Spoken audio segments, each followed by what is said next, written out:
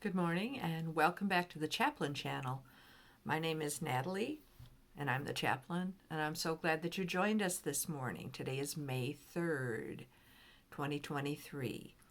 And so in honor of May 3rd, and this is the day the Lord has made, let's read Psalm number 3 to get us started. Lord, how they have increased who trouble me. Many are they who rise up against me. Many are they who say of me, there is no help for him in God. Selah. But you, O Lord, are a shield for me, my glory, and the one who lifts my head. I cried to the Lord with my voice, and he heard me from his holy hill. Selah. I lay down and slept. I awoke, for the Lord sustained me. I will not be afraid of 10,000s of people who have set themselves against me all around. Arise, O Lord, save me, O my God, for you have struck all my enemies on the cheekbone. You have broken the teeth of the ungodly. Salvation belongs to the Lord. Your blessing is upon your people. Selah. I love that. And next we will continue our reading from the book, Is It My Fault? And again, just a reminder, I'm a chaplain with a ministry called Focus Ministries, and we counsel women who have been abused. And so this is what I do every day, is counseling. I do one-on-one counseling, and I also help to facilitate group support groups for women. It is a blessing to be able to do this. I believe it is a way that God has redeemed the troubles in my own life, very similar to what the psalmist David wrote about today in Psalm 3. We feel like we are surrounded on all sides, but God is there. And we can stand against 10,000 who are against us because of our God. So today we begin chapter 4, talking about what is domestic violence.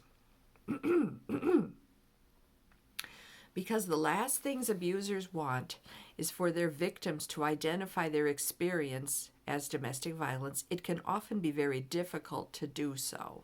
Maybe you feel afraid, ashamed, guilty, angry, confused, helpless, hopeless, drained, depressed, and frightened. But you don't know what to name what is happening to you. You may also feel very alone in your experience. But we want you to know how common your experience is. What we plan to do here is to give you a sense of how laws define domestic violence. It's broader than you think, and to show you how prevalent it is in our society. The statistics are staggering, but we want you to recognize that you are not alone in what you are going through, and there are many others who understand. Domestic violence is used as an overarching term to encompass a large number of behaviors, physical, verbal, psychological, that violate the well-being of an individual and his or her ability to act. There is currently little consensus among practitioners and researchers on which term to use, domestic violence or intimate partner violence, and how to define those terms exactly. What's more, they may be defined differently in medical, legal, political, or social contexts. But the point is, the legal definition of all that constitutes domestic violence is a wide one. In general, these terms mean the same thing. Intimate partner violence is used to describe abuse between current or former romantic partners. Domestic violence can include abuse from a household member, such as a roommate or caretaker, intimate partners, or a family member, whether or not they live with the victim.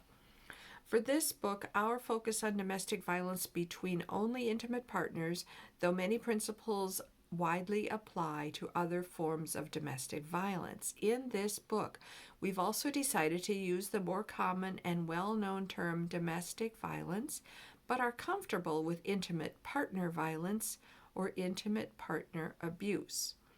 See the note for a fuller explanation of these terms. Historically, domestic violence was mostly associated with physical violence. Domestic violence today, however, has a much broader legal definition, which includes sexual, psychological, verbal, and economic abuse. So if you are wondering if your situation is serious enough to be classified as abuse, the courts are probably more sympathetic than you might think. The purpose of defining domestic violence is twofold. Of course, you first need to be able to define it for yourself and to name what you are experiencing. Second, you need to be able to talk about your experience with those who haven't had to live in an abusive situation themselves. We are going to give a general definition here. Let's start by discussing what violence is in terms everybody can agree on. Violence is the extreme application of social control. Usually understood as the use of physical force, it can take a psychological form when manifested through direct harassment or implied terroristic threats.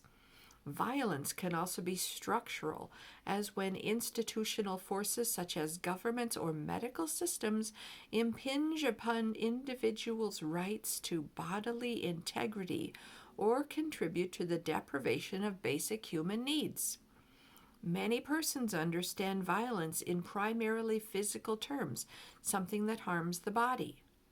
As this definition makes clear, more and more people are recognizing that using force to control someone at any level, psychological, emotional, sexual, etc., is violence just the same.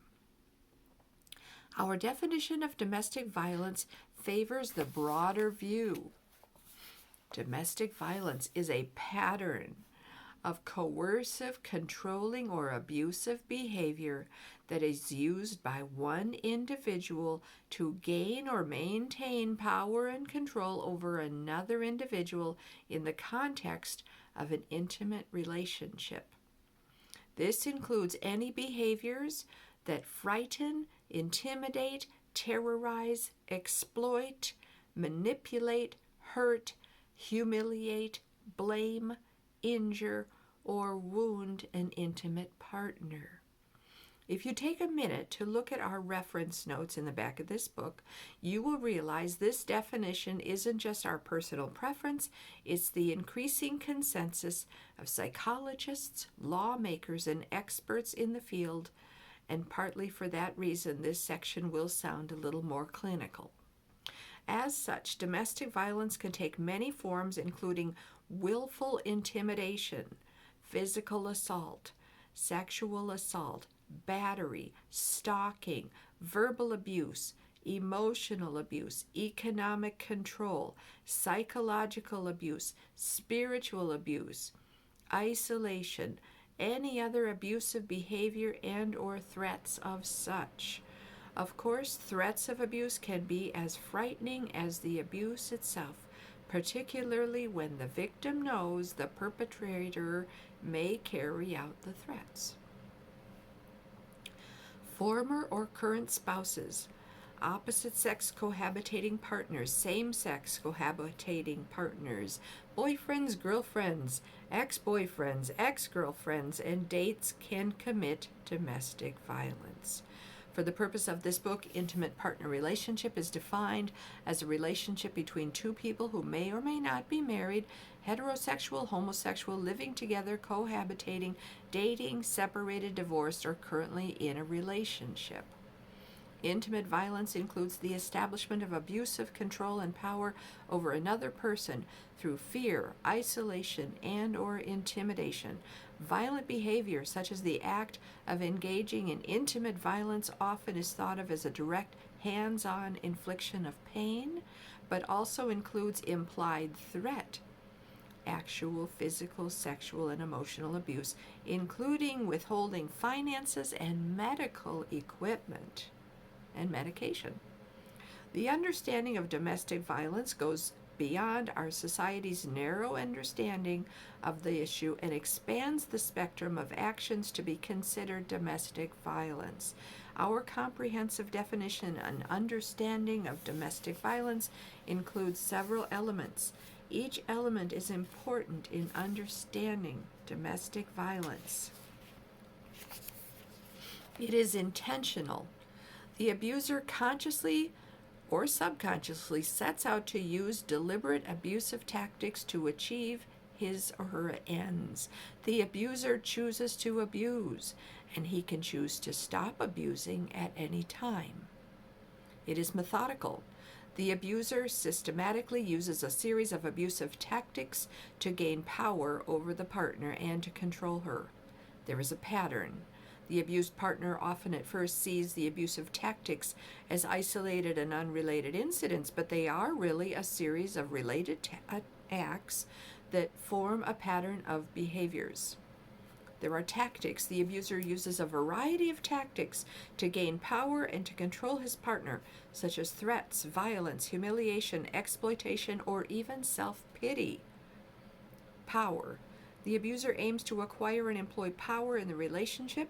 For example, the abuser may use force or threats of physical harm to intimidate his partner, thereby gaining physical and emotional power. Or the abuser may prohibit the partner from working, making the partner financially dependent on the abuser and thereby gaining financial power. Control. With sufficient power, the abuser can control his partner, forcing or coercing her to do as the abuser wishes. For example, the abuser controls the decision-making for the relationship or controls who has social contact with the partner or determines the sexual practices of the partner. The goal of the abuser is to force compliance.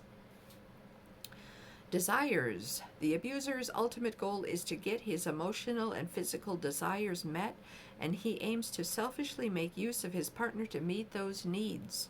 Most abusers are afraid their desires will not be fulfilled through a normal, healthy relationship.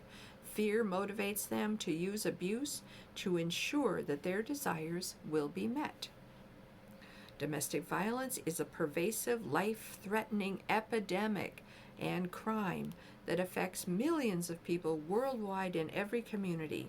It takes place across all races, ages, socioeconomic statuses, geographic regions, religions, nationalities, and education backgrounds, including traditional, non-traditional, teen dating and adult dating relationships, as well as older populations.